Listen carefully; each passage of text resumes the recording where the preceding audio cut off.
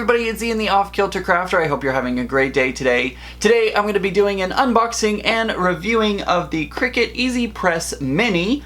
Mini but mighty, so it claims on the outside of the box. I'm going to put that to the test today. I know I'm a little behind other social media people and influencers and YouTubers and all sorts of stuff. I'm a little behind the curve, but I'm going to be honest, I wasn't going to buy this product. I really wasn't too into this product at first, and I thought, man, it's cool, but I just won't use it that much. So at first I wasn't going to buy it.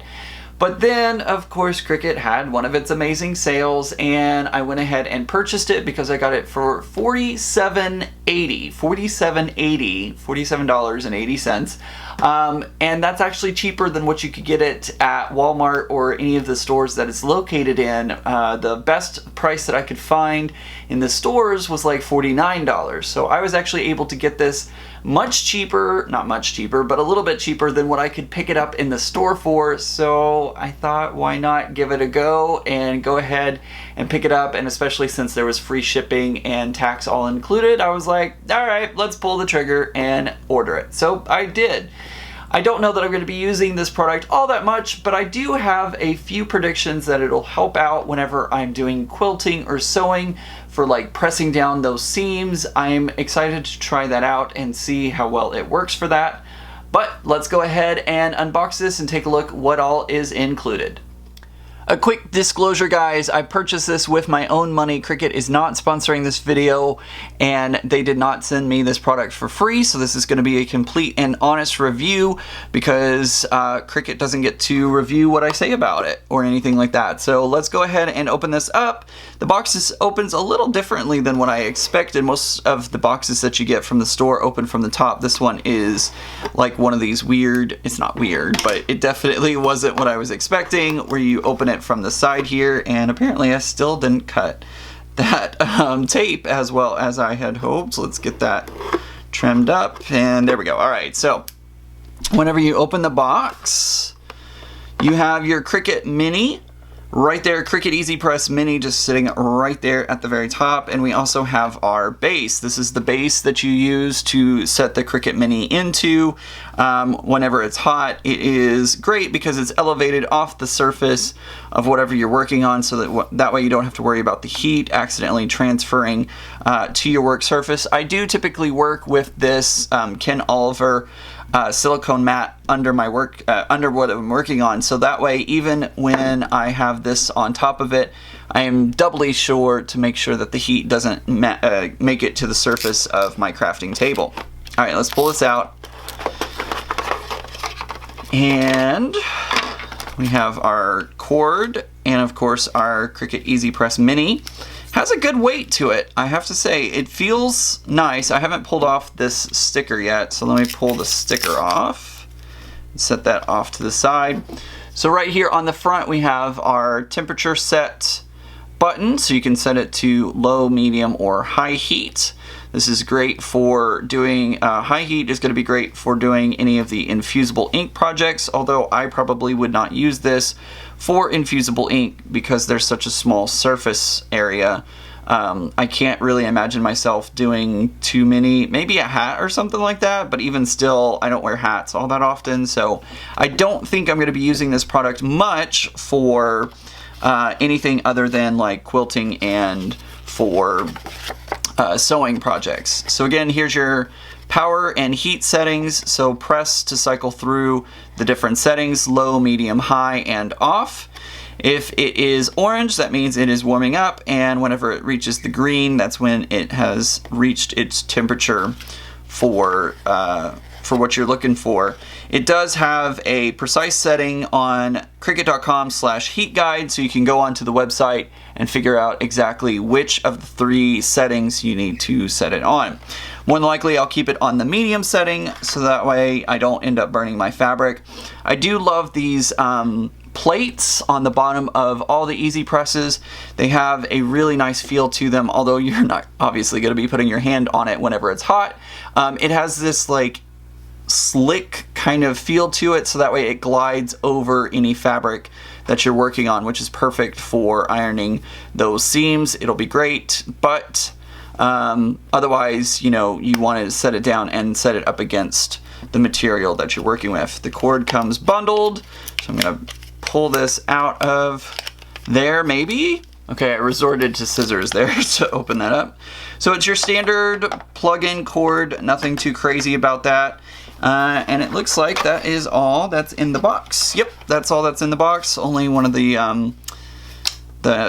anti, whatever you want to call those, so that way moisture doesn't infiltrate into the package. All right, so I'm gonna put all this back in for the moment.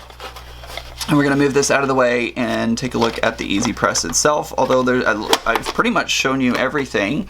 It's small, perfect for a tabletop. This is great for if you go to maybe like a crop, or if you go to a quilting retreat or sewing retreat. This is perfect size to sit on your tabletop. I love that the handle is basically takes up most of your EasyPress, so that way you can hold it in just about any manner that you want to. It feels really nice in the hand, I gotta say. It feels nice. It's not heavy.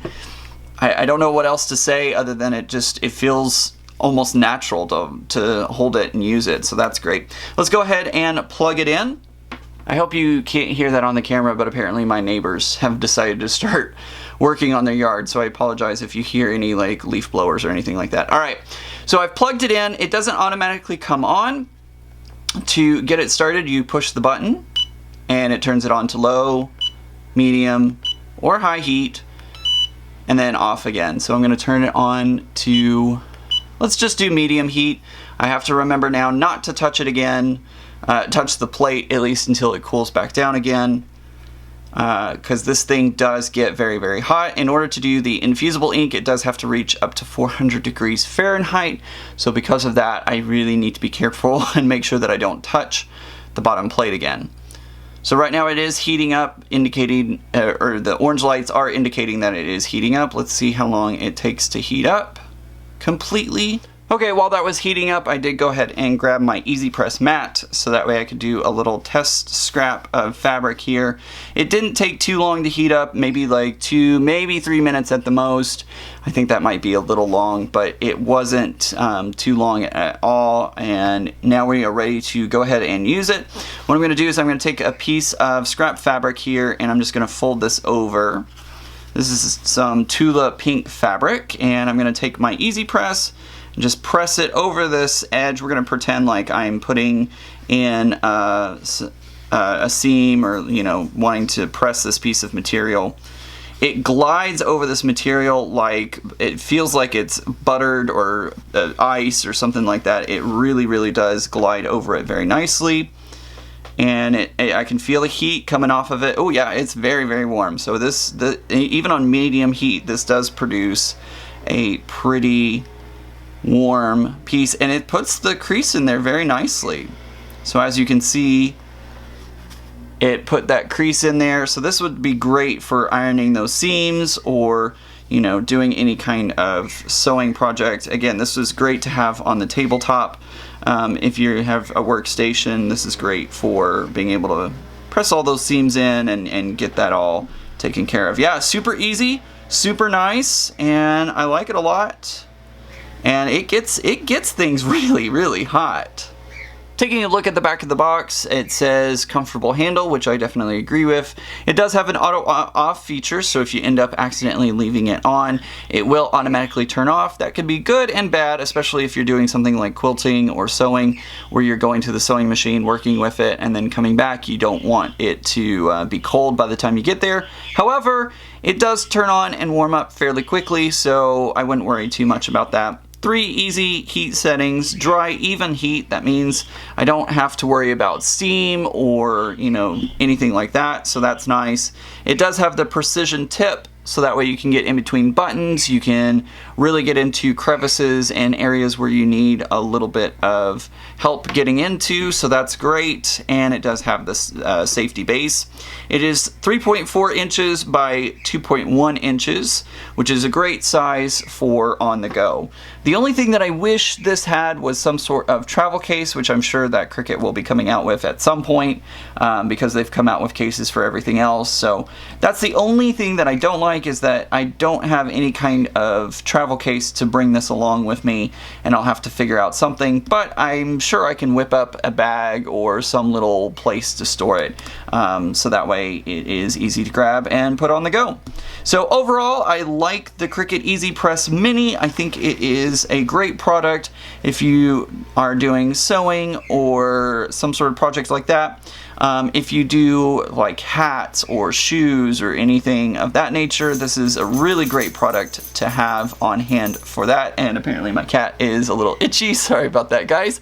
But anyways, overall, I think it's a great product, and if you can get it on sale, I think it would be a good product to have on hand. So let me know your thoughts about the Cricut EasyPress Mini. Is it a product that you want? And if you have one, what are your thoughts about it? Make sure to leave me a comment down in the comment section down below, and let me know your thoughts as well. I think that's going to do it for today's video and review. Make sure to click that subscribe button and click the bell notification icon if you want to get other great updates like product reviews and crafting videos here on my channel. You can also give this video a thumbs up if you enjoyed it today. That tells YouTube that you like my video, and then hopefully YouTube will share it across YouTube land. I hope everybody has a great day, and remember guys, normal's just a setting on the dryer. Bye!